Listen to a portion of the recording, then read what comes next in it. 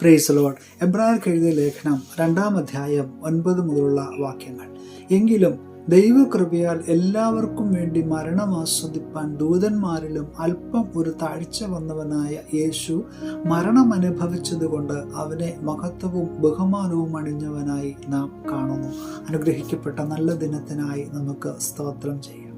ഒരു പിതാവും മകനും കൂടി വൈകുന്നേരം നടക്കുവാനിറങ്ങി. ഒരു തടാകത്തിൻ്റെ കരയിലൂടെയാണ് നടക്കുന്നത്. മകൻ വലിയ ബഹളം ഉണ്ടാക്കുകയാണ്. തനിക്ക് ഈ തടാകത്തിൽ ഒന്ന് നീന്തണം. പക്ഷെ പിതാവ് സമ്മതിക്കുന്നില്ല. ചെറിയ രീതിയിലൊക്കെ നീന്തൽ അറിയാമേ കുഞ്ഞിന്. തടാകം എത്രത്തോളം അപകടമുണ്ട്, അല്ലെങ്കിൽ അവിടെ പരിചയമില്ലാത്ത ഒരു സ്ഥലമായതുകൊണ്ടാണ് പിതാവ് ആ മകനെ നീന്തുവാനായിട്ട് സമ്മതിക്കാത്തത്. പക്ഷെ നിർബന്ധത്തിന് വഴങ്ങി മകനെ അതിന് അനുവദിക്കുകയായിരുന്നു. നല്ല തെളിഞ്ഞ വെള്ളം, നല്ല കാലാവസ്ഥ. മകൻ നല്ലതുപോലെ നീന്തൽ ഇങ്ങനെ ആസ്വദിച്ചു വരികയാണ്. അപ്പോഴാണ് പിതാവ് ശ്രദ്ധിക്കുന്നത്, തടാകത്തിൻ്റെ ആ മധ്യഭാഗത്തു നിന്ന് ഒരു മുതല ഇങ്ങനെ നീന്തി വരികയാണ്. പിതാവ് അവിടെ കിടന്ന് ഭയങ്കരമായിട്ട് നിലവിളിച്ചു. മകനെ ഇങ്ങനെ ആഞ്ഞു വിളിക്കുന്നുണ്ട്. അപ്പോഴാണ് മകൻ ശ്രദ്ധിക്കുന്നത്, തൻ്റെ പിതാവിന് എന്തോ ആപത്ത് സംഭവിച്ചു, അതുകൊണ്ട് നിലവിളിക്കുകയാണെന്ന് കരുതി മകൻ തിരിച്ച് നീന്തുകയാണ്. കരയിലെത്തുന്നതിന് തൊട്ടു മുൻപ് തന്നെ ഈ മുതല ഈ മകൻ്റെ കാലിൽ പിടുത്തമിട്ടു. ഈ പിതാവ് സർവശക്തിയും പ്രയോഗിച്ചുകൊണ്ട് ദൈവത്തോട് നിലവിളിച്ച് മനമൊരുകി പ്രാർത്ഥിച്ചുകൊണ്ട് അവൻ്റെ കൈ രണ്ടും പിടിച്ച് വലിച്ച് ഒരു രീതിയിൽ ഈ മകനെ മുതലയുടെ ഈ വായിൽ നിന്ന് പിടുത്തം വിടുവിച്ച് അവനെ കരയിലേക്ക് വലിച്ചു കയറ്റി. ആളുകളൊക്കെ ഓടിക്കൂടി. അവൻ്റെ മുറിവുകളൊക്കെ അവർ കഴുകി അതിന് അത്യാവശ്യം മരുന്നുകളൊക്കെ വെച്ചു.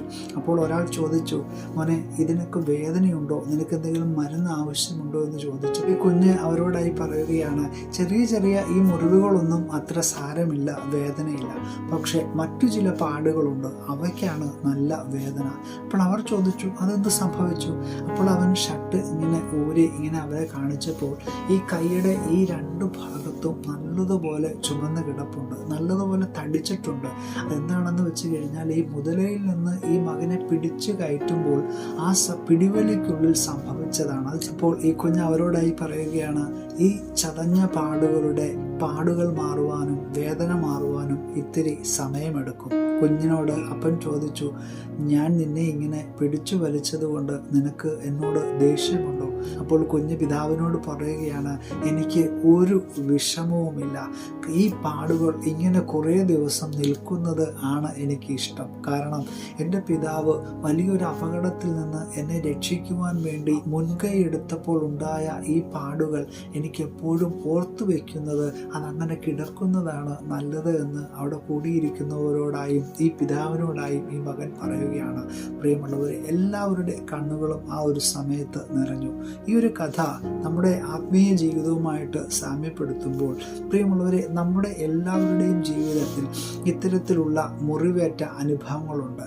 അതെ, മുറിവേൽക്കാത്തവരായിട്ട് ആരും തന്നെ ഇല്ല എന്ന് പറയും. ജീവിതത്തിൻ്റെ കൈപ്പേറിയ അനുഭവങ്ങളിലൂടെ ഒക്കെ നാം കടന്നു പോകുമ്പോൾ ചിലപ്പോഴൊക്കെ നാം ദൈവത്തെ ഓർക്കും, ചിലപ്പോഴൊക്കെ നാം ദൈവത്തോട് പരാതി പറയും, ചിലപ്പോഴൊക്കെ നാം ദൈവത്തോട് ദേഷ്യപ്പെടും. എന്നാൽ പ്രിയമുള്ളവരെ, ജീവിതത്തിൽ മുറിവേറ്റ അനുഭവങ്ങളുമായി, നീറുന്ന അനുഭവങ്ങളുമായി നാം അത് കൊണ്ടു നടക്കുമ്പോൾ ഒരു കാര്യം മാത്രം നാം ചിന്തിക്കുക, നമുക്ക് വേണ്ടി, നമ്മുടെ പാപങ്ങൾക്ക് വേണ്ടി, മാനവരാശിക്ക് വേണ്ടി മുറിവേറ്റ ഒരുവനുണ്ട്. നമ്മുടെ എല്ലാ പാപങ്ങളെയും ഏറ്റെടുത്ത് അവൻ നമുക്ക് വേണ്ടിയാണ് ക്രൂശിൽ യാഗമായി തീർന്നത്.